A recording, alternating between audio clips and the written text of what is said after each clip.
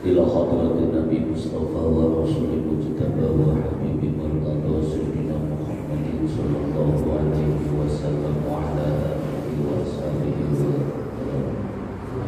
wa jami'i ma'alimna wa masyarakat wa ashabillatina wa al-fadhil kitabna wa jami'i al-maqabil hasil pada sosok muassis hadal masjid sahih sallallahu al-fatihah. A'udzu billahi minasyaitonir rajim. Bismillahirrahmanirrahim. Alhamdulillahi rabbil alamin arrahmanir rahim maliki yaumiddin. Iyyaka na'budu wa iyyaka nasta'in ihdinas siratal mustaqim siratal ladzina an'amta 'alaihim ghairil maghdubi 'alaihim waladdallin. Allahumma shalli wa sallim wa barik 'alaihi ya rabbi bil mustafa balligh maqasidana waghfir lana ma madha ya wasi'al karami ya rabbi bil mustafa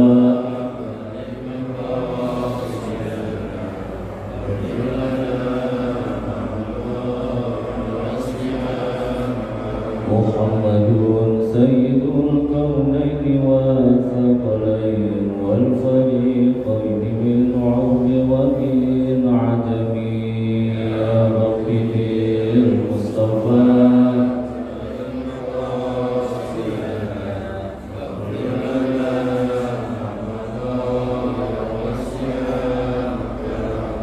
wal habibul ladzi turja syafa'atuhu likulli hawlin minal ahwali muqtahami ya rabbi bil mustafa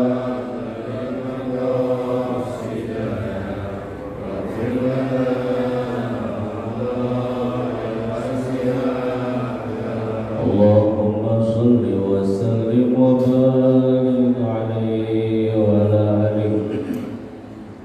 Alhamdulillah alladzi anzala sakinata fi qulubil mu'minina liyazdadu imanan ma'a imanihim. Asyhadu an la ilaha illallah wahdahu la syarika lah wa asyhadu anna Muhammadan abduhu wa rasuluhu la nabiyya ba'dahu. Allahumma shalli ala sayyidina Muhammadin wa ala alihi wa ashabihi wa man tabi'al huda amma ba'du. Qala ta'ala yarfa'illahu alladhina amanu minkum walladhina utul 'ilma darajat wa qala an-nabi sallallahu alaihi wasallam talabul 'ilmi fa'idatun 'ala kulli muslimin wa muslimat kama qala Rasulullah sallallahu alaihi wasallam.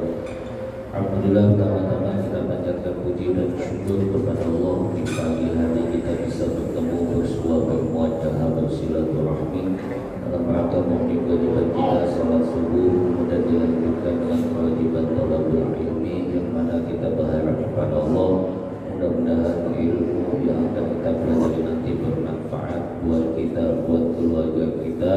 Mudah-mudahan dengan ilmu ini ketika kita menutup mata dalam keadaan husnul khatimah, Allah terangi kubur kita dan masukkan kita dalam surganya Jannatul Na'im. Salawat dan salam kita sampaikan kepada baginda Rasulullah sallallahu alaihi wasallam serta keluarga, para sahabat, para tabi'in hingga akhirnya sampai kepada kita umatnya yang mudah-mudahan diberikan syafaat pada hari kiamat nanti. Bapak Ibu yang saya muliakan, mari kita bersiap-siap kembali untuk melanjutkan ta'lim kita daripada kitab Nasaihul Ibad. Bismillahirrahmanirrahim. Qala musannif wa rahimahullah wa nafa'ana fi 'ulumihi fi dzarain. Wal maqalatu ar-rabi'ah.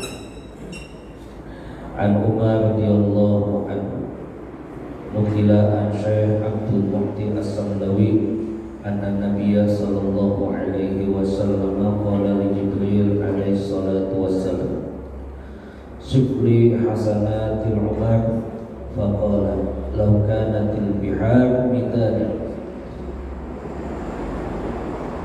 wasyajaru aqlaman lamma hasartuha faqala Subli hasanati Abu Bakr faqala Umar hasanatun min hasanati Abi Bakrin wallahu a'lamu bi muradi.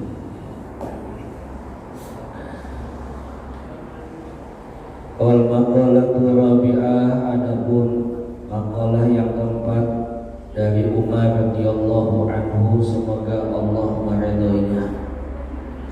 Nukila an Syekh Abdul Mu'ti As-Samdawi, dinukil daripada perkataan Syekh Abdul Mu'ti As-Samdawi, ada Nabi sallallahu alaihi wasallam qala, bahwasanya Nabi pernah bersabda, berkata kepada Jibril alaihi salam, sifli hasanati Umar, qalu law kanatil bihar midada wa syajaru aqlam lima hasartaha aw lima hasartaha.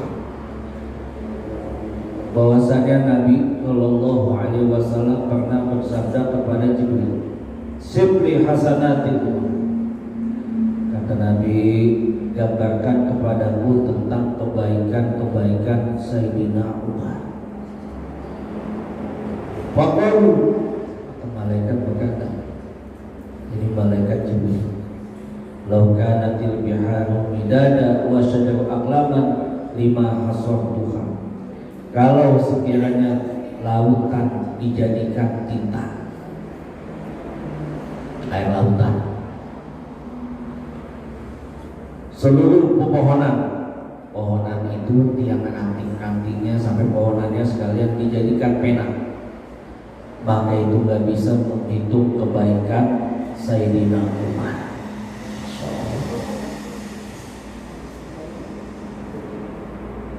Wasifru faqala sif hasanati Abi Bakr. Kemudian Nabi minta tolong gambarkan kebaikan-kebaikan Abu Bakar.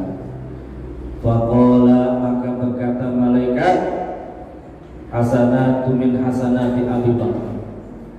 Dijawab oleh malaikat, Umar adalah salah satu kebaikan dari semua gambaran kebaikan-kebaikan Abu Bakar. Jadi Umar itu cuma dari bagian satu kebaikan Abu Bakar Siddiq. Kebaikan Sayyidina Umar aja dicatat pakai pulpen, itu dan penanya dari pohon-pohonan, airnya dari air lautan, gak cukup. Baru Sayyidina Umar. Adapun Abu Bakar Siddiq, apabila dicatat kebaikannya itu, dia baru satu bagian dari kebaikan Sayyidina Umar. Gak bisa dihitung. Makanya pantas kalau Nabi itu mengatakan Sayyidina Umar, Sayyidina Abu Bakar, ada 10 sahabat yang dijamin masuk surga. Jadi kalau kita kaitkan dalam ilmu rijal haula Rasul, para sahabat yang hidup di masa Rasul, dari kaum ini, dari perkataan ini, bahwasannya apa? Ada fadilah Abu Bakar Siddiq, ada fadilah Sayyidina Umar bin Khattab. Apa fadilah Abu Bakar Siddiq sampai begitu banyak? Bahkan kalau disebutkan kebaikan Abu Bakar Siddiq satu daripada kebaikan Sayyidina Umar, berarti lebih banyak di sini Abu Bakar Siddiq daripada Sayyidina Umar.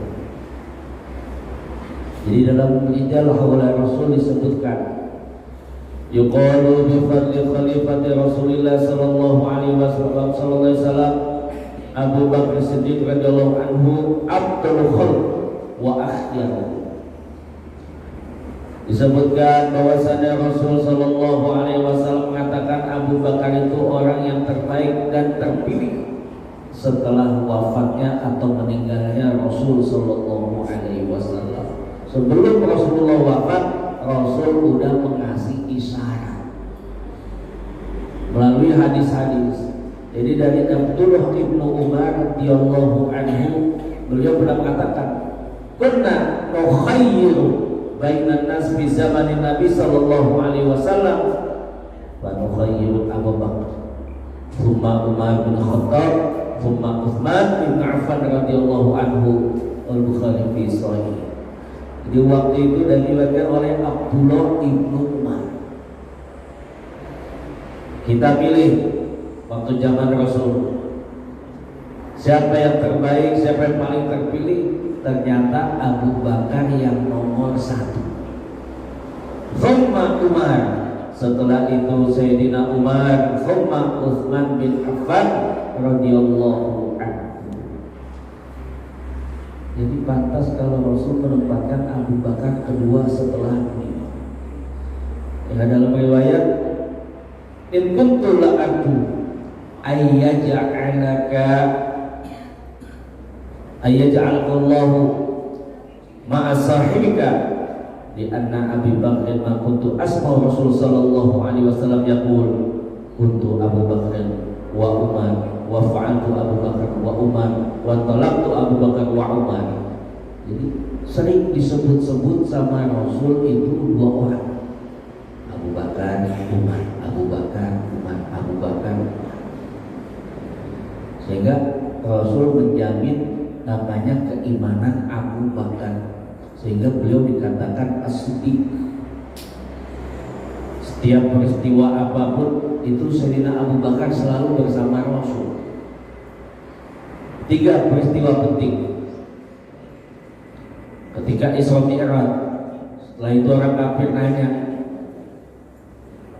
kepada Abu Bakar, ya Abu Bakar, antusaddiqu ala ma yaqulu Muhammad? Abu Bakar, kamu percaya dengan apa dikatakan Muhammad? Dia bisa Isra Mi'raj dari Masjidil Haram, Masjidil Aqsa ke Sidratil Muntaha. Bayatu Sidrah Muntaha, Sidrah itu ranting. Jadi kalau ada pohon, ada ranting-rantingnya, ada dalam ujungnya tuh ranting itu. Siapapun gak ada yang bisa nyampe ke sini. Sampai malaikat pun gak sampai, gak bisa. Tapi Rasul bisa pada saat itu. Kenapa? Disikapi dengan keimanan. Jadi kalau berbicara keimanan, al-kaif majhul wal iman bihi wajib, kata Imam Ghazali. Kalau bicara iman gak perlu tanya caranya bagaimana. Sebab Allah laisa kamitslihi syai'un, gak kayak kita, gak perlu didefinisikan. Wal kaif majhul wal iman bihi wajib, tapi keimanan kepada itu peristiwa itu wajib. Saat itu Abu Bakar ditanya, apakah kau percaya? Lebih dari itu saya percaya. Sehingga pantas kalau Abu Bakar dibilang as-siddiq. Terbukti keimanan lagi ketika peristiwa hijrah. Itu betapa Rasulullah Sallallahu Alaihi Wasallam di Gua Thur mendampingi Rasul. Di saat mendampingi Rasul itu Gua Thur dijaga, dibersihin. Ternyata ketika itu sahabat Abu Bakar Siddiq dipatok ular.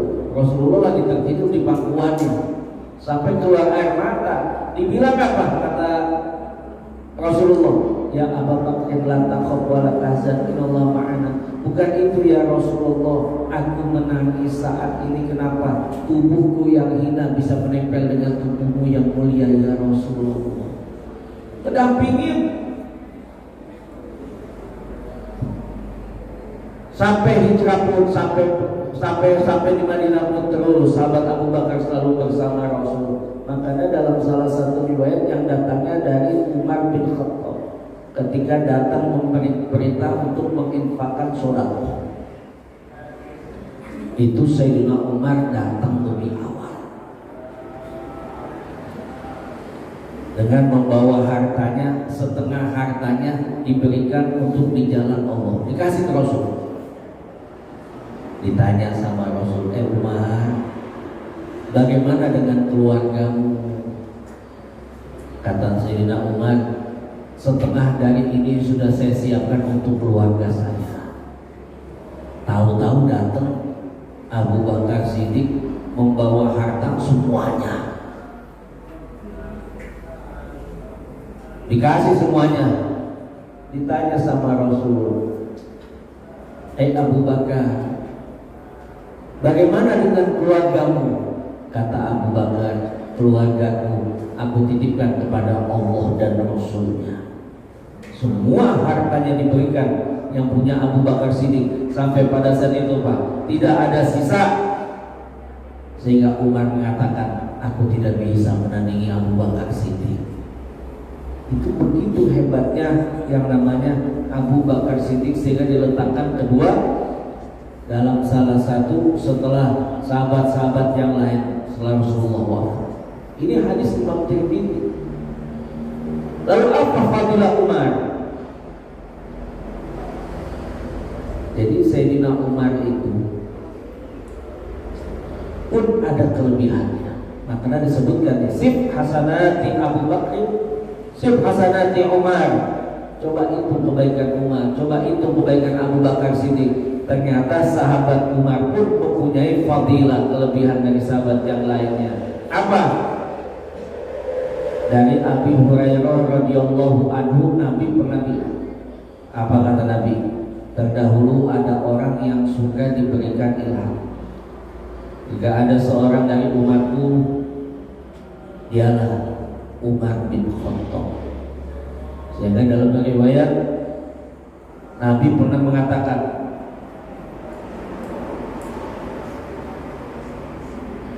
setan pun takut kalau ketika bertemu dengan Umar. Jadi dari Abu Hurairah radhiyallahu anhu, Nabi pernah bilang,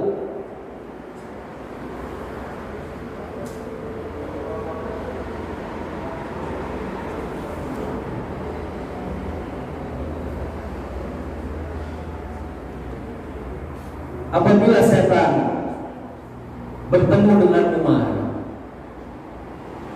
itu setan gak tanggung-tanggung. Setan itu kabur, lebih baik menghindar daripada berpapasan atau ketemu dengan Umar radhiyallahu anhu. Setan takut. Makanya ketika di Madinah ada sihir, itu cukup dikasih ujung sorbannya Umar. Di Mesir itu dulu Amr bin As itu kewalahan dengan tradisi orang Mesir, kalau ada yang mati itu dibuang ke Sungai Nil. Kalau Sungai Nil itu kering, itu dibuang perawan gadis-gadis cantik ke Sungai Nil. Akhirnya apa? Amr bin As mengirim utusannya datang ke Umar bin Khattab, ditulisin surat ke Sungai Nil. Sungai Nil dikirimin surat. Apa kata Umar? Saya mengalir. Aku Umar pemimpin yang adil. Kalau aku tidak adil maka celakalah aku. Sungai Nil dikirimin surat, sampai sekarang Sungai Nil kagak kering-kering. Ada di antara kita pemimpin besar, ketika lagi ada tsunami, gempa bumi atau banjir bandang, masang badan, hei banjir bandang berhenti, aku pemimpin yang adil, kalau aku gak adil maka celakalah aku. Ada pakai begitu berani gak? Belum ada. Hai, ada gak? Kecuali Sayyidina Umar. Bahkan itu Sayyidina Umar sebelum suatu ketika Rasul sallallahu alaihi wasallam apa? Ra'aitahu fil jannah bainama ana qa'imun. Ra'aitani fil jannah fa idza ra'atun yatawadda ila janibil qasr. Di mana hadzal qasr? Qalu li Umar muttafaqun alaihi. Nabi pernah cemburu sama Sayyidina Umar. Kenapa? Jika Nabi diperlihatkan surga, itu melihat para bidadari pada wudhu, kemudian nanya, ini ada istana. Nabi nanya, kepikir istana ini apa? Istana itu liman hadzal qasr, ini istana punya siapa? Dijawab, li Umar, untuk Umar. Umarnya masih hidup, masih ada di surga, di dunia, tapi sudah punya istana di surga. Luar biasa, sampai Nabi iri pada saat itu.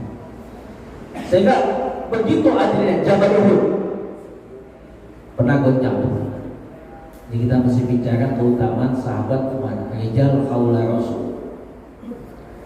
Ketika Nabi lagi jalan, itu Jabal Uhud sempat goncang. Kalau kata kita malini kan. Apa yang terjadi pada saat itu? Rasul bilang, "Usbut Uhuda, fa innaka 'alaika nabi wa siddiq wa syahidain." Itu Jabal Uhud disuruh diam sama Rasul. Di sini ada aku dan bilang ada Abu Bakar Siddiq, dibilang lagi ada syahidaini, ada dua orang yang mati syahid di sini. Siapa di antaranya? Sayyidina Umar bin Khattab radhiyallahu anhu. Begitu tingginya sahabat Umar, sampai Rasul pun memuji, sampai Rasul pun meletakkan 4 sahabat di antaranya setelah Abu Bakar, Umar, Utsman, baru sahabat Ali. Wa qala musannif izzud dunya bil mal wa izzul akhirah bis salihil a'mal. Berkata muallif hadal kitab, pengarang kitab, izzud dunya, kemuliaan dunia itu dengan harta, adapun kemuliaan akhirat dengan amal soleh. Jadi kalau kita ingin mencari kemuliaan dunia itu capek, kudu punya harta banyak baru dimuliakan. Tapi kalau mencari kemuliaan akhirat cukup cuma mengerjakan amal soleh. Diawali dengan izzud dunia, kemuliaan dunia. Apa itu dunia? Dunia itu berasal dari kata dana dan undanian. Artinya apa?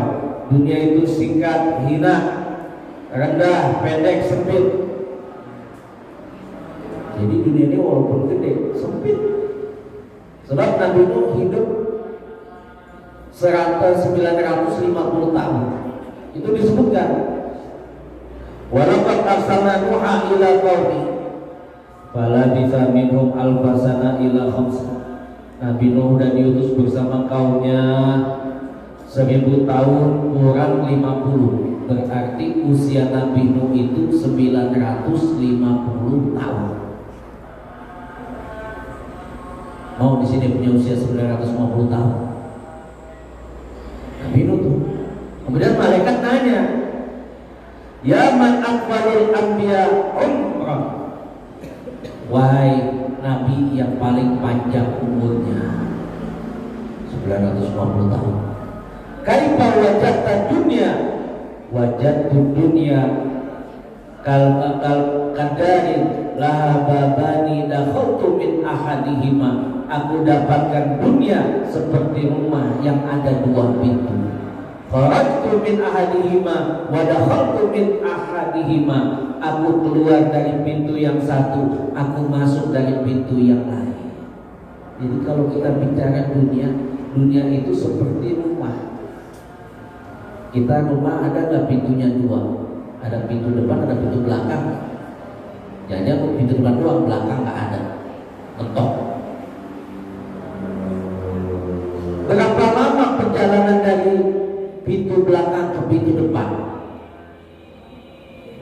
Ada nggak kita punya rumah jalan dari sini ke depan 5 menit? Saya yakin nggak ada. Mungkin yang rumahnya gede itu pun nggak semuanya. Artinya apa? Ada yang dikasih panjang umurnya atau lebih, itu pun nggak banyak. Ada yang rumahnya besar, tak semuanya rumahnya besar. Hampir rata-rata umat Nabi 60 ke atas diambil oleh Allah. Singkat hidup itu. Tapi kenapa banyak orang yang tertipu dengan dunia? Artinya apa? Kita simpulkan kalau dunia itu kesenangan yang mudah hasilnya, sehingga banyak ditafsir oleh Rasul Shallallahu Alaihi Wasallam tentang dunia. Dari Abdullah bin Jabir, Nabi ketika melewati pasar, itu di pasar heboh. Ternyata ada bangkai anak kambing. Nabi datang mengambil, diangkat sama Nabi. Siapa yang mau beli bangkai ini? Bangkai anak kambing,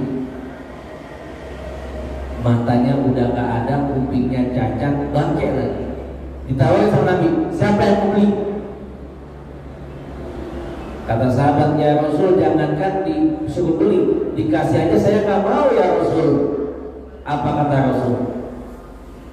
Wallahi lidunya ahwanun ala Allah min hadi.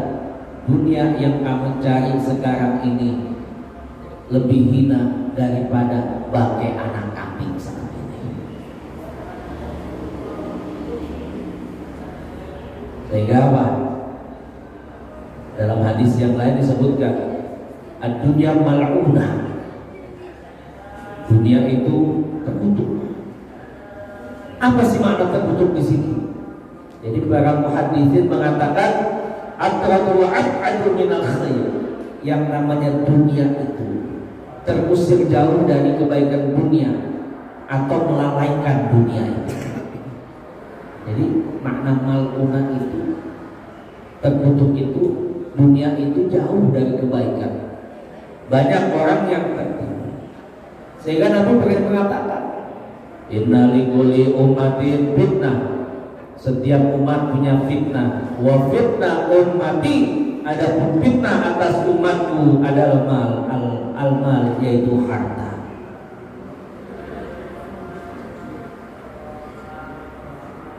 Dalam bahasa Nabi bilang, yuhramu ibnu Adam, anak Adam boleh tua. Ini kita yang hadir di sini bisa tua. Wa yabqa ma'ahu ibnaini, tapi dua itu tetap kekal walaupun sudah tua. Dua keinginan. Yang pertama hubbul mal. Orang walaupun sudah tua masih cinta harta. Bapak masih muda belum beli mobil ini, belum beli ini. Ketika udah tua baru kesampaian, dulu nih pernah pengenin lagi masih muda, sekarang mau beli. Belum bisa habis tuh hubbul mal kata Nabi. Makanya fitnah umat ini, setiap umatnya fitnah umatku adalah harta kata Nabi. Yang kedua, watulul umri, umatku sekalipun udah tua, dia pengen masih punya umur yang panjang. Apa terbukti? Ketika lagi sakit badannya, padahal udah tua, dia pengen mencari pengobatan yang terbaik. Kenapa? Karena dia punya harta yang banyak, sayang ninggalinnya, akhirnya apa kena al-wahan, hubud dunia wa karahiyatul maut, cinta dunia, takut mati. Itu dunia sampai seperti itu. Sehingga Nabi ngasih isyarat kalau tentang dunia. Pernah Nabi ketika itu dibonceng sama Abdullah ibnu Umar. Kalau kata kita naik dibonceng onta, sambil megang pundak Abdullah bin Umar. Abdullah bin Umar, ya ibn Umar. Akhadha Rasul sallallahu alaihi wasallam bimankabai faqala kun fid dunya ka'annaka gharibun aw 'ajizan. Nabi pesan sama Abdullah ibnu Umar, jadikan dunia itu kamu seperti orang yang lagi bermusafir atau ibnu sabi. Kenapa? Orang ketika bermusafir itu dia nggak lama-lama, sehingga sebentar pergi lagi. Itu perumpamaan dunia. Selama-lamanya di dunia pasti akan kita tinggali. Selama-lamanya di dunia pasti akan diputuskan kenikmatan dunia dengan adanya kematian. Sehingga manusia dengan dunia itu nggak pernah merasa puas dan cukup kalau nggak dibatasi dengan yang namanya nanti akan disebutkan 3 perkara. Dikatakan lagi sama Nabi, laulah bna Adam, sekiranya anak Adam wadiyani, kalau sekiranya anak Adam punya 2 gunung emas, ya tamanna, niscaya orang itu ayyakuna wadiyani, dia pengen punya gunung lagi yang dari emas, walam yamlafahu illa turab, tidak akan puas dengan gunung itu, dengan emas itu, kecuali ditutup dengan tanah kuburan. Jadi yang menghapuskan kenikmatan dunia itu ditutupi dengan yang namanya kematian atau kuburan. Ketika orang itu terlena, makanya Imam Nawawi bilang, mauqifu lid dunya, bagaimana menyikapi dunia. Yang pertama, sikapi dunia dengan qanaah. Apa itu qanaah? Imam Nawawi bilang makna qanaah, man kana taliban li ziyadah wa lam yastaqni bima ma'hu falaisa lahu ghina. Jadi qanaah itu kalau diartikan puas atau cukup. Definisinya apa? Siapa yang ingin terus menambah dan menambah. Walam yastaqni bima ma'hu falaysa lahu ghina.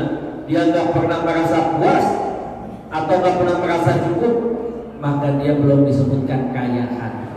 Jadi orang belum dikatakan qanaah ketika dia belum merasa puas, masih pengen nambah. Itu belum dikatakan qanaah. Adapun kalau kata Buya Hamka, qanaah itu nerima tapi masih pengen minta boleh, tapi dengan batas yang wajar. Namun jangan sampai tertipu.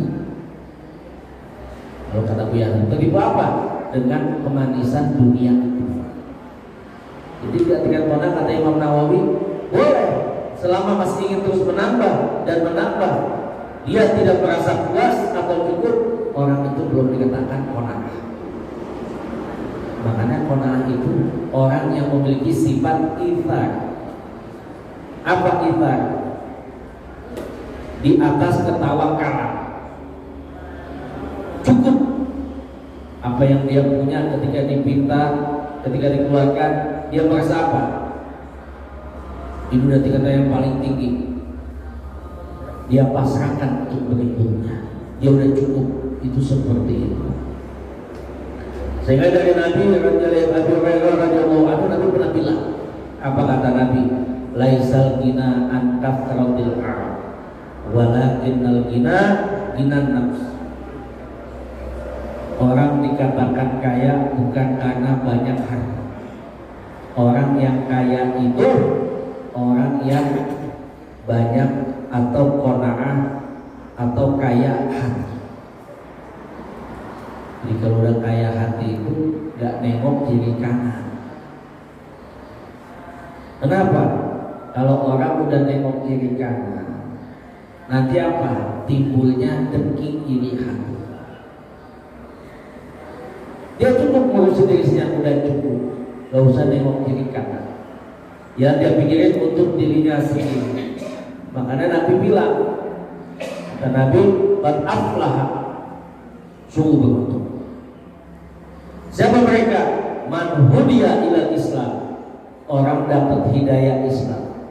Wa ruziqa kifafan, dikasih rezeki yang cukup.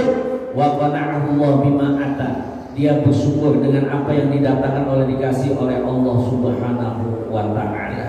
Ini mereka orang yang beruntung, hakikatnya orang yang qanaah. Sehingga dibilang wal qanaatu malun la yanfad. Qanaah itu harta yang tidak pernah ada habisnya.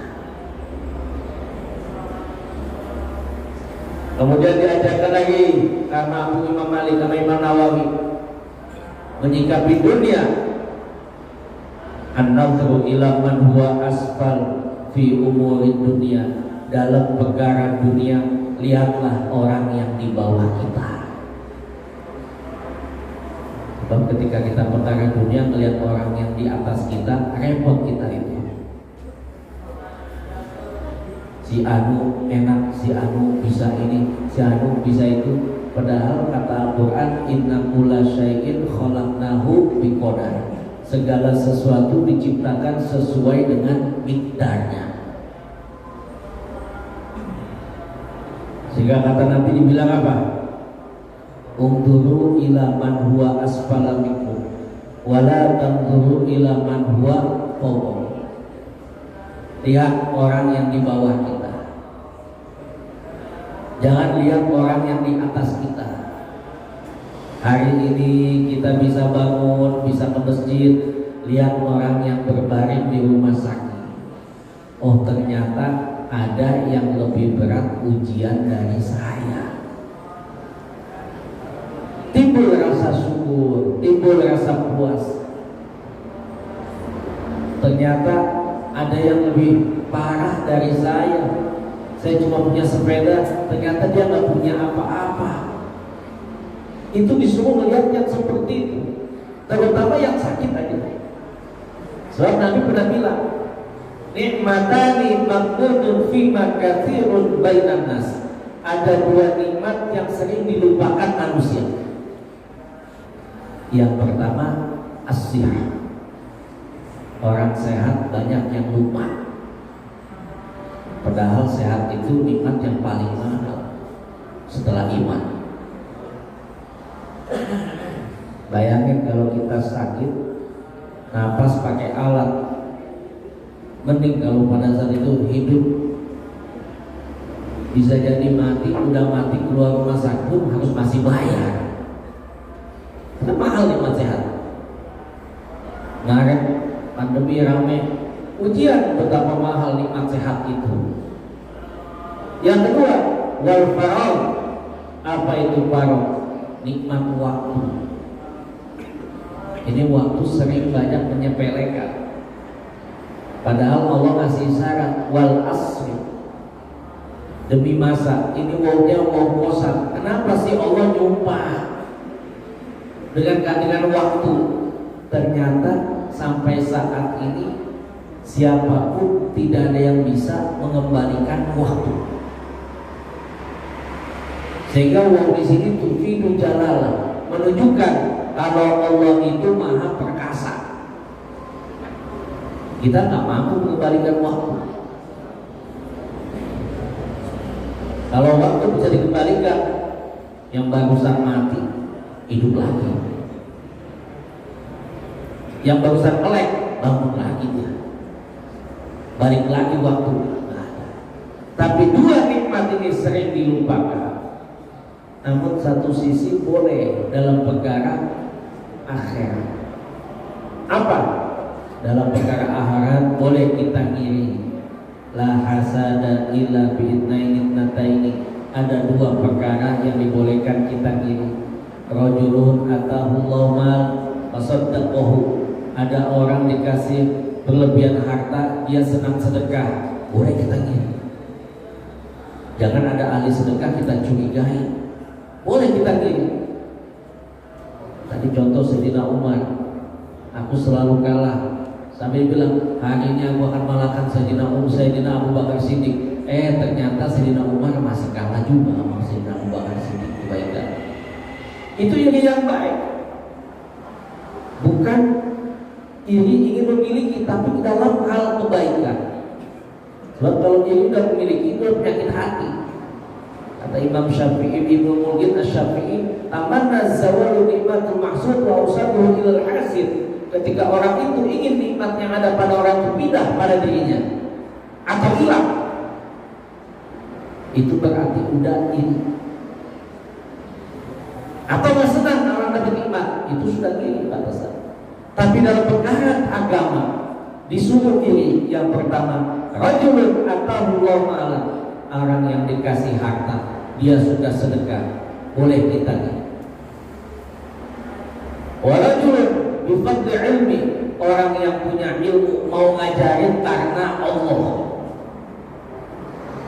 Ini yang dua perkara ini kita boleh ini. Tapi bukan perkara dunia, perkara agama, ilmu, dan juga perkara harta yang di jalan Allah. Kemudian menyikapi dunia, kata Imam Nawawi, arido. Apa itu ridho? Saya menukil perkataan Imam Ibnu Battal. Makna ridho sering kita sebutkan. Kita sering mengatakan ridho. Apa sih arti ridho itu? Ibnu Battal mengatakan aridho bi qada'illahi ta'ala wa taslim li amrihi ilman anna ma 'indallahi khairu wa abqa. Yang namanya ridho, kita sering ketika diuji kita bilang ridho, saya ridho. Apa sih makna ridho di sini? Jadi ridho itu ridho dengan ketetapan Allah wa taslim. Wow, di sini mau atam tufidu idofi. Kalau kita udah ridho dengan ketetapan Allah wa taslim, disuruh berserah diri atas keputusan Allah, terima, kemudian berserah diri. Ilman annama indallahi khairu wa abqa. Yakin bahwa apa yang dipilihkan oleh Allah itu, yang dari Allah itu pasti yang terbaik.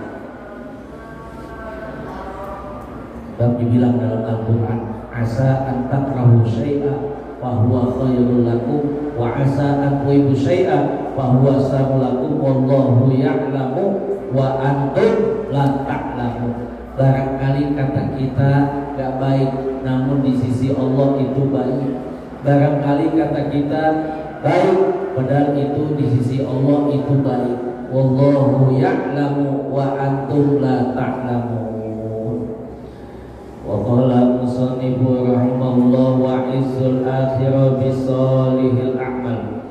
Adapun kemuliaan akhirat yaitu dengan mengerjakan amal soleh.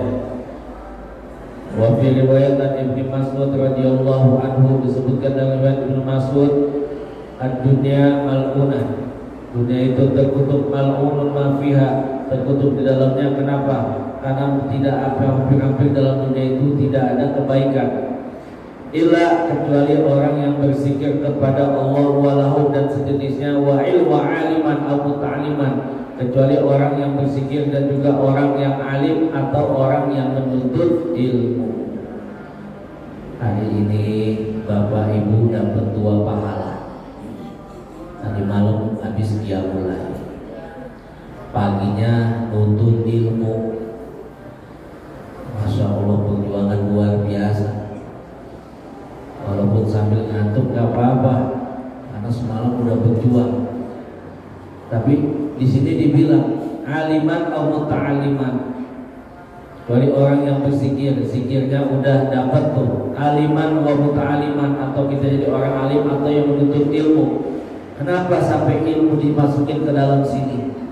Karena ilmu ini dibilang kata Nabi, man ta'allama baban minal ilm ya'malu bihi aw lam ya'malu bihi kana afdalu min ayyusalliya alfa raka'atin tatawwu'an.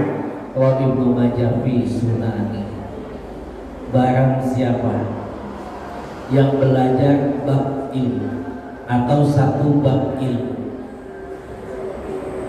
minal ilmi di sini ditambahin, mau tamat atau nggak tamat sebagian bab itu, ya'malu bihi aw ya'malu bihi, dia belum bisa mengerjakan atau mungkin dia kerjakan, karena afdalu min ayyusalli alfa raka'at tatawwu'an, orang itu lebih utama daripada sholat sunnah 1000 rakaat.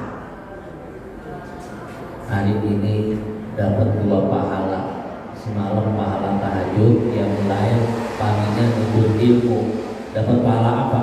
1000 rakaat sholat malam, sholat sunnah tadi malam. Masya Allah. Hadir begini ini dapat pahala nih. Kita kalau sengaja tadi malam yang gak hadir sholat tahajud karena ada uzur, hari ini bisa nuntut ilmu, diganti dengan apa? Yang nuntut ilmu dengan pahala sholat malam. Berapa rakaat? 1000 kali. Bukan Kamis ini, pahalanya 1000 kali orang yang sholat malam buat yang menuntut ilmu. Ini hadis punya Imam Ibnu Majah. Makanya kalau kita, mohon maaf, ketika suatu amalan yang kita tidak mampu mengerjakan sementara kita biasa mengerjakannya, pesan Nabi apa? Ittaqillah haitsuma kunta wa'ad bihi sayyata hasanatan, iringi kejelekan dengan kebaikan. Kita biasa tahajud contoh, tahu-tahu tadi malam gak bangun sholat tahajud, diganti, hari ini saya harus dapat menuntut ilmu. Kenapa? Karena orang yang menuntut ilmu dia dapat pahala sholat 1000 rakaat sholat malam.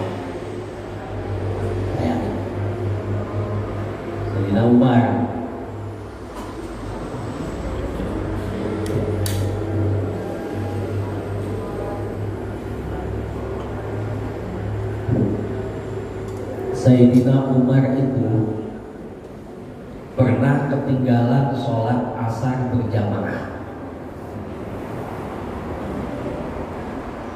Ketika ketinggalan sholat asar berjamaah, Sayyidina Umar nangis, nyesel.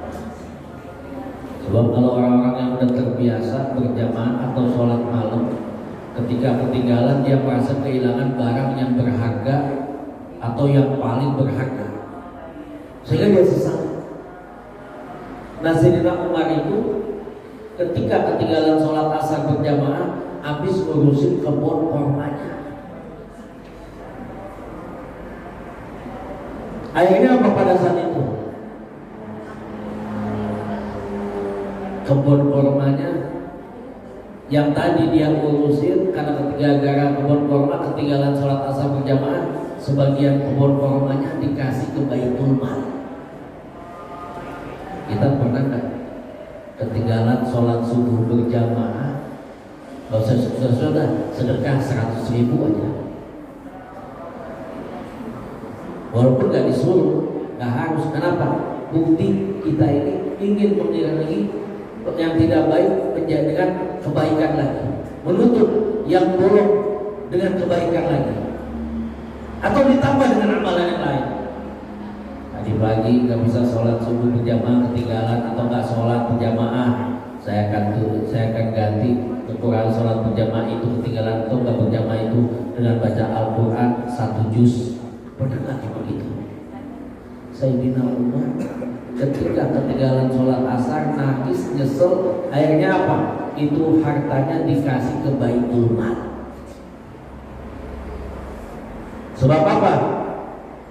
Itulah seseorang kalau sudah sedikit aja tertipu dunia, lalai dengan dunia, mereka itu bagaimana cara menutupi kebaikan, kekurangan itu dengan kebaikan. Wa izul akhirah bisalil a'mal, maka kemuliaan akhirat dengan amal soleh. Wal khalasatul qaul, adapun kesimpulan daripada yang kita baca hari ini, izud dunya bil mal wa izul akhirati bisalil a'mal. Fala tataqawa umur dunya wa la tusalli illa bil aqwal. Kemuliaan dunia dengan harta. Kalau Anda pengen dimuliakan di dunia, kumpul itu harta, baru dimuliakan di dunia. Tapi belum tentu di akhirat. Wa izul akhirah, adapun kemuliaan akhirat dengan cara amal soleh. Wala tataqwa umur dunya wala tusalli illa bil amwal. Kemuliaan dunia tidak akan bisa kita raih kecuali dengan harta. Wala tataqwa umurul akhirah wala tuslihu illa bi a'mali sholihah. Kemuliaan akhirat hanya bisa diraih dengan amal soleh. Jadi kalau kita mau mencari kemuliaan dunia akhirat, silakan dua-duanya dengan amal soleh. Tapi kalau hanya dunia saja, hanya kita cari kemuliaan dunia dengan cara mengumpulkan harta, rasanya itu berat.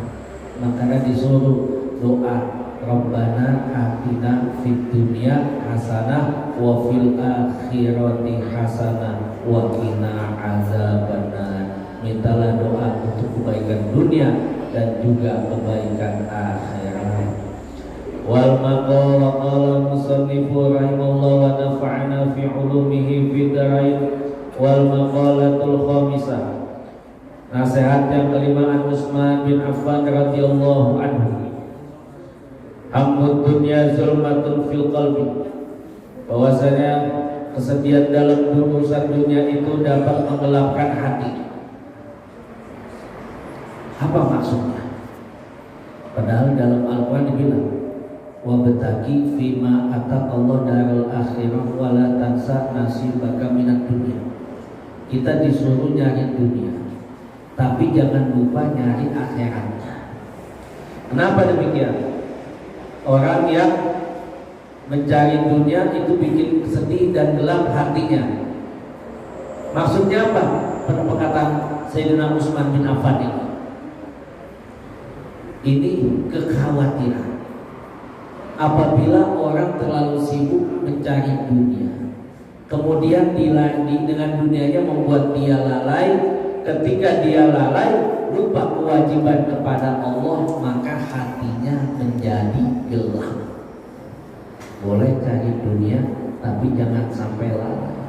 Ketika sudah lalai meninggalkan kewajiban, itu yang menggelap, membuat hatinya gelap. Akhirnya apa? Hammun, ada yang namanya kesedihan. Sebab ada kalanya orang punya dunia, atau dapat dunia bisa mengatakan itu membantu ke akhirat. Ketika dunianya baik, dia bangun masjid, dia bantu anak yatim, dia bantu fisabilillah. Yang kedua, minimal dengan dunia itu dia itu bisa mengangkat martabat, tidak minta-minta. Itu boleh seperti itu. Sebab al-mu'minu qawi ahabbu ilallah. Orang mukmin yang kuat lebih dicintai oleh Allah daripada mukmin yang lemah. Boleh satu sisinya di dunia, asal jangan sampai lalai sehingga ketika lalai meninggalkan kewajiban. Ketika meninggalkan kewajiban itu yang bikin gelap hati kita. Wahamul akhirah nurun fi qalbi. Kesedihan dalam urusan akhirat dapat membuat hati terang. Tadi malam sholat tahajud bisa nyucurin air mata, ingat dosa, letih, berat, sedih, tapi membawa hati kita terang. Sehingga Nabi mengatakan, man dzakarallahu fafada ainahu wa bala ilal ardi lam yu'adzibhu yaumal qiyamah. Siapa yang berzikir kepada Allah, keluarin air mata atau mengeluarkan air mata, wa bala ilal ardi, basah ke tempat sholatnya, lam yu'adzibhu yaumal qiyamah. Orang itu tidak akan diazab pada hari kiamat nanti. Paksakan untuk bisa menangis. Itu nangis karena punya kesalahan kepada Allah, salah kepada manusia. Dengan berzikir tidak terasa itu salah satu yang menebus atau mengampuni dosa kita, bahkan bisa menyelamatkan dari api neraka. Wallahu a'lamu bimuradihi. Cukup sampai di sini. Mohon maaf lahir batin, yang benar ilmu dari Allah. Usikum wa nafsi bittaqwallah. Al-Fatihah. A'udzubillahi minasyaitonir rajim. Bismillahirrahmanirrahim. Alhamdulillahirabbil alamin arrahmanir rahim maliki yaumiddin. Iyyaka na'budu wa iyyaka nasta'in. Ihdinas siratal mustaqim. Siratal ladzina an'amta 'alaihim ghairil maghdubi 'alaihim waladdallin. Wa'fu 'anna ya karim ya jalali wal ikram. Alhamdulillahirabbil alamin. Allahumma shalli 'ala sayyidina Muhammad. Allahumma ighfir lana dzunubana wa li walidina warhamhum kama rabbawna shighara wa li jami'il muslimin wal muslimat wal mu'minin wal mu'minat al ahya'i minhum wal amwat wa li mu'allimina wa li masyayikhina wa li asatidina wa li awsaman bil du'a wa khususan muassis hadzal masjid wa jami' ahli maqami hadhihi al-qaryah. Allahumma ighfir lahum warhamhum wa'afihim wa'fu 'anhum waj'al jannata mathwahum. A'udzubika min 'ilmin la yanfa' wa min nafsin la tashba' wa min qalbin la takhsha wa min da'watin la yustajabu laha. Rabbana atina fid dunya hasanah wa fil akhirati hasanah wa qina 'adzabannar. Wa sallallahu ala sayyidina Muhammadin. Alhamdulillahi rabbil alamin.